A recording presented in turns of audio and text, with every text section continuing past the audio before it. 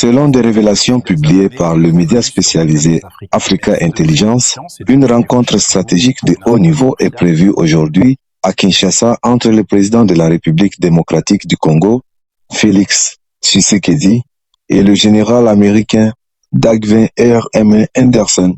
Le général Anderson est actuellement le commandant de AFRICOM, le commandement militaire des États-Unis chargé des opérations et de la coopération sécuritaire sur le continent africain.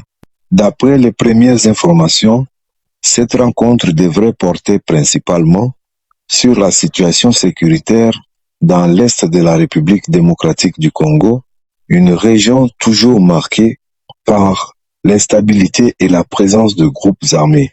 Les discussions pourraient également aborder le renforcement de la coopération militaire entre Kinshasa et Washington, notamment en matière de formation, de renseignement stratégique et de soutien logistique aux forces congolaises.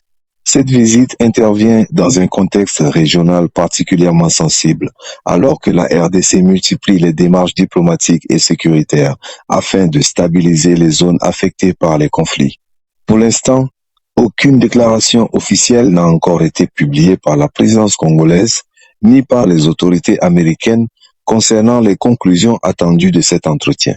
DK News Africa continue de suivre cette information de près et vous tiendra informé de toute évolution dans les prochaines heures. Fin de cette édition spéciale. Un nouveau plan est sur la table.